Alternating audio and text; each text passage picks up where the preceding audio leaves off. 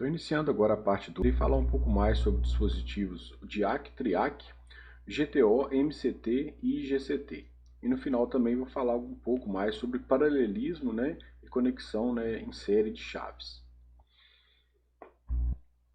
Iniciando então com o DIAC ele é conhecido como um diodo para corrente alternada. Por quê?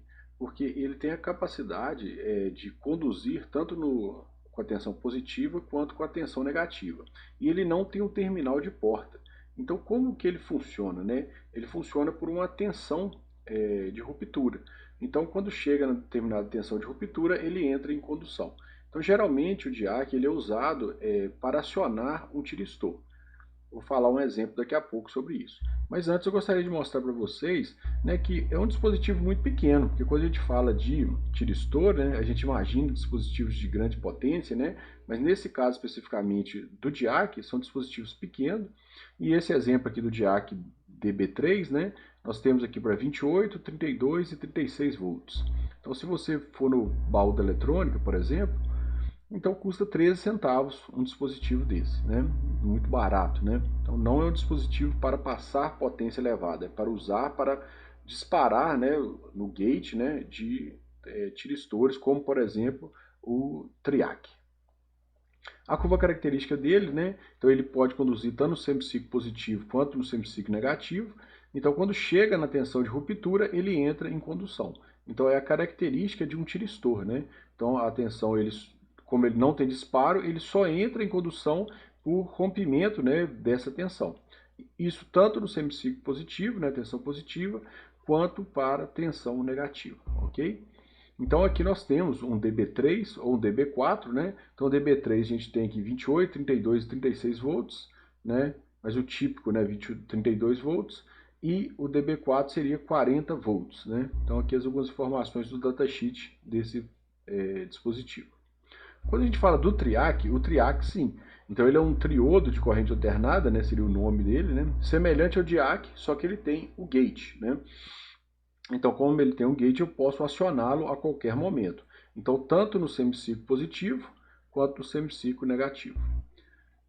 Vendo a curva, então aqui tem a corrente de disparo, corrente de gate, então tem corrente de gate tanto no semiciclo positivo, quanto no semiciclo negativo. E observe que quanto maior a corrente de gate,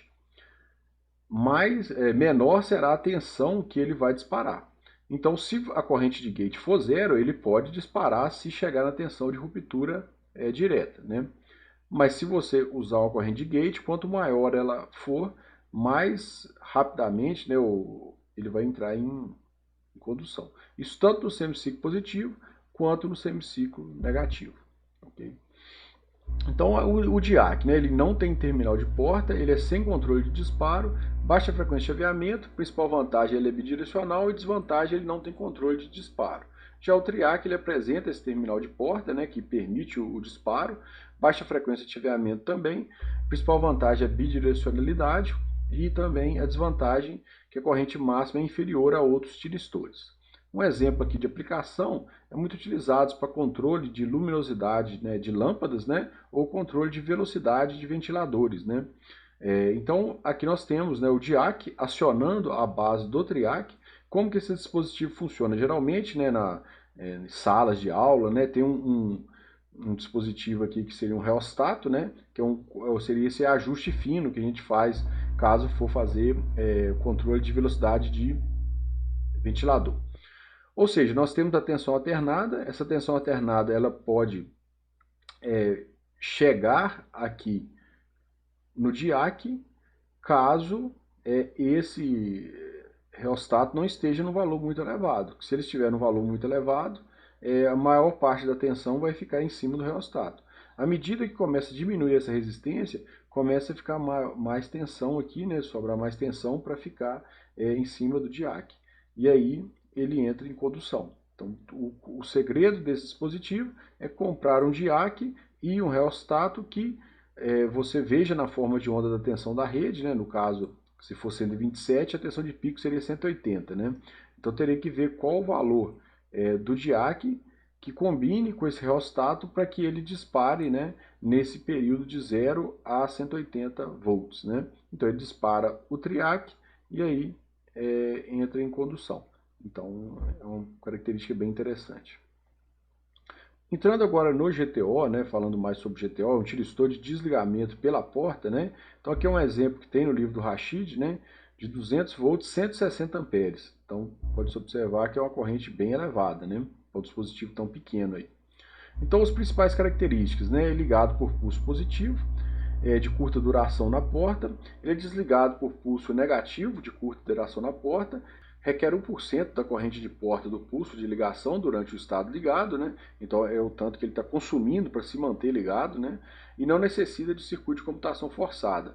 Ele é utilizado para altas frequências e também ele permanece, né? Ele tem essa retenção de estado ligado e desligado.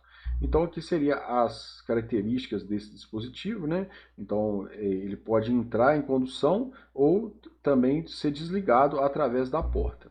Tem um exemplo aqui que pode mostrar isso melhor, né? Então inicialmente ele está desligado. Então aqui se eu injetar uma corrente no gate, né?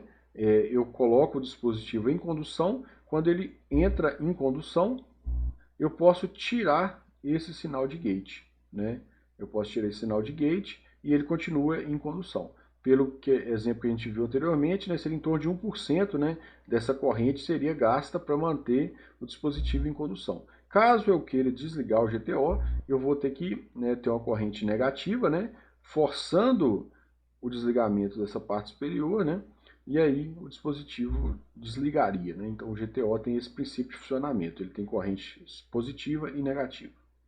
O MCT, que é um tiristor de desligamento pela porta controlado por MOSFET, ele reúne as vantagens de um tiristor regenerativo de 4 camadas, com uma estrutura de porta MOS. Então ele tem um sinal de porta referenciado ao anodo, e as perdas de chaveamento são menores se comparado ao GTO. As principais características, então, ele é ligado por pulso negativo barra positivo de curta duração na porta e desligado por um pulso positivo ou negativo de curta duração na porta. Alta impedância na porta, não necessita circuito de comutação forçada, já é utilizado também para altas frequências de chaveamento e baixa tensão de bloqueio reversa. Então aqui seria a estrutura, né? Então observe que na porta desse dispositivo, né, nós temos aqui a característica do MOSFET, né? Então não é por corrente, né? É por tensão, ok? Aqui estou exibindo o IGCT, que é um dispositivo patenteado pela ABB.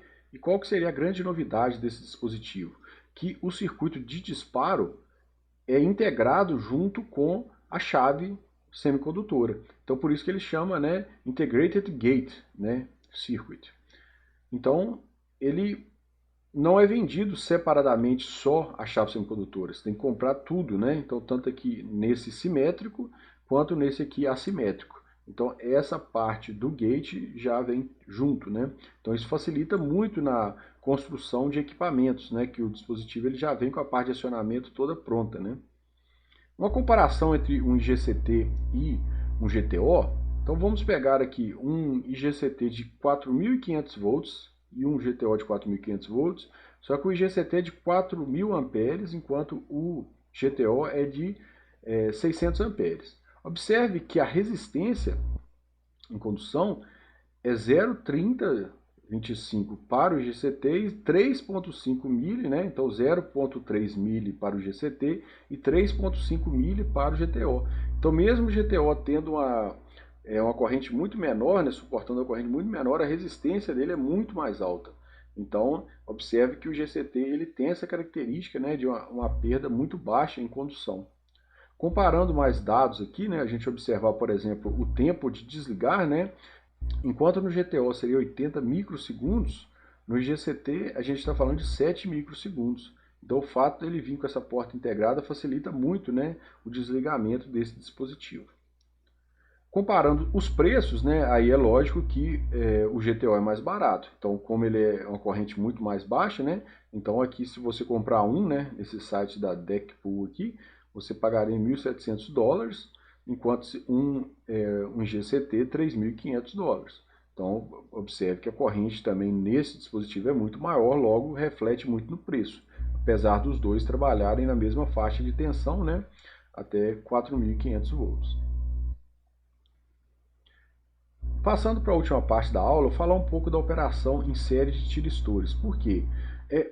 O problema do diodo, a gente já falou sobre isso, né?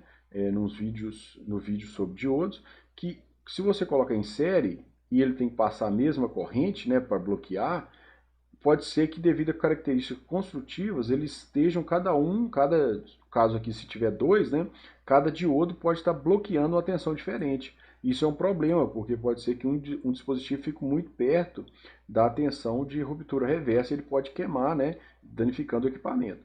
Então isso aqui é uma característica de diodo que também acontece aqui nos tiristores. Mas nós temos também outra característica, principalmente na parte de ligar, porque agora como se eles tiverem características elétricas diferentes, um pouco diferentes, devido ao processo de fabricação, o que pode acontecer? Pode acontecer que um dispositivo, devido a uma tensão um pouco mais alta, dispare, né? E quando ele entrar em condução, sobra toda a tensão para o segundo, e aí ele também dispara, né? Então é muito importante refletir sobre esses pontos. Para poder solucionar esse problema, geralmente, né, coloca-se resistores em paralelo, né, para poder forçar essa corrente ser igual, e também circuitos RC em paralelo para a parte de transitório. Ok? Gostaria de mostrar aqui uma informação de fabricante, porque geralmente esses dispositivos que tem nos livros parecem muito teóricos, né? Então eu gostaria de mostrar aqui, por exemplo, no site da ABB tem vários application notes, né? Então eu vou mostrar aqui no site um sobre chaves, né? Paralelismo de chaves. Então observe aqui que nesse site você pode ir em Downloads for Thyristor, né? E nós temos aqui Application Note. O primeiro que aparece aqui é para parâmetros, né, para seleção de semicondutores de alta potência para conexão série em paralelo. Então, se você verificar este documento, que é para aplicação das chaves da ABB, né, o que a gente observa? Observa uma coisa bem interessante. Então, aqui nós temos, né, uma fase ABC, né, e aqui nós temos chaves em paralelo e também chaves em série. Então aqui, né, quando mostra o zoom da figura, observe que tem um resistor 1 em paralelo com a chave e um resistor com um capacitor também em paralelo com a chave. Então exatamente como é mostrado, né, nos materiais didáticos, né, as chaves, as aplicações reais também utilizam, né, um resistor e um resistor RC, né, um circuito RC em paralelo também à chave. E aqui mostra nesse Application Note, por exemplo, como fazer, né, o dimensionamento, pensando nas perdas, né? Então vale a pena dar uma olhada daqui a pouco, né, nesse material. Continuando aqui, então esse é o exemplo lá da ABB, né, que mostra que realmente é igual é mostrado no livro, né? No estado ligado é o outro problema que eu falei.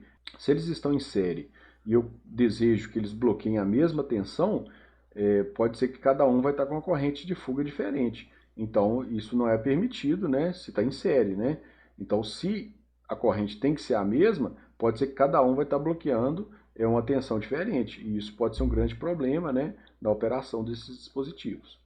Outro problema, né, da operação em série está aqui, porque na hora de desligar, né, pode ser que um dispositivo desligue mais rápido que o outro. Então, se ele desligou mais rápido, né, e tem uma área Q1 aqui de recombinação menor, a tensão que ele vai estar bloqueando é muito maior. Então, ele vai bloquear uma tensão muito maior, enquanto o Q2 ainda está desligando. Então, só depois de um determinado tempo que ele vai começar a contribuir com o bloqueio da tensão. Aí, no regime permanente, os dois vão estar bloqueando a mesma tensão, ou uma tensão muito próxima. Mas observe que durante todo esse transitório aqui, ó, o Q1, né, o dispositivo 1, ficou suportando uma tensão mais elevada, enquanto que o outro, né, ia bloqueando até chegar em regime permanente. Então o estresse nesses dois dispositivos é bem diferente. Já a conexão em paralelo de tiristores, né, quando os tiristores são conectados em paralelo, a corrente de carga não é compartilhada igualmente por conta das diferenças de suas características. Então, a divisão de corrente geralmente coloca-se resistores em série, né, para poder equalizar, e também indutores acoplados, de maneira que quando a corrente aumenta aqui em um lado, né, induz tensão do outro lado, que faz com que passe mais corrente, né, do outro lado. Então, seria o acoplamento aqui dos indutores, né, permite fazer essa equalização de corrente. Agora, finalizando a aula, né, dou a dica aí para estudarem o capítulo 9 do livro do Rashid, e agradeço a todos aí pelo tempo.